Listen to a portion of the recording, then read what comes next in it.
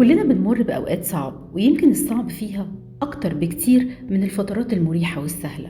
ودايما في الوقت الصعب بنسأل ليه وإزاي ولحد إمتى، ونتوه ونغرق وسط حيرتنا وأسئلتنا اللي ملهاش إجابة. وأول حاجة بتيجي في بالنا إن فين ربنا من اللي بنمر بيه، وإن صلاتنا بتخبط في السقف وتردلنا تاني. فيليب ينسي في كتابه عندما لا تمطر السماء كان بيعالج 3 أسئلة تخص أزمة أيوب، وسأل: هل الله ظالم؟ هل الله محتجب؟ طب هل الله مختبئ؟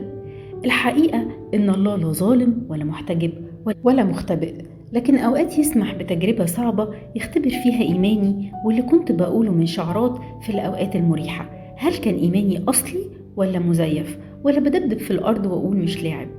وقت التجربة القاسي بينظف إيماننا عشان الشوائب اللي فيه اللي زي الذهب والفضة تنضف وتلمع أكتر وسط عالم مضلم بالأكاذيب، وبناء كرامة نافع إن الله يستخدمه.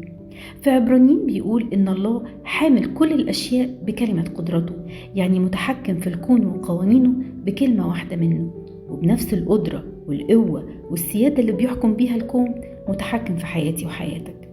داود عدى بأزمات صعبة كتير، ووجه حيرته في المزامير وسأل: إلى متى يا رب تنساني كل النسيان؟ إلى متى تحجب وجهك عني؟ يا رب لماذا تقف بعيدا؟ لماذا تختفي في أزمنة الضيق؟ لكن كمان رد على نفسه التعبانة وقال: لماذا أنت منحنية يا نفسي؟ ترجي الله لأني بعد أحمده، هو خلاصي وإلهي. وقال كمان: باركي يا نفس الرب، وبيأمرها وسط الصعب تشكر وتمجد الله اللي بيغفر ذنوبها ويشفي جسدها ونفسها ويجدد شبابها باستمرار زي النسر. بيؤمر نفسه وسط الضيق إنها تشكر الله وتمجده لأنه صالح وأمين وثابت. وجه شكوتك ناحية الله اللي وحده ليه السيادة على حياتك.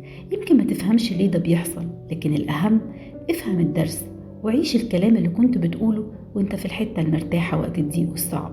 إيماننا لما بيتعرض للمحن بيزداد صلابة. فكرة تفكر.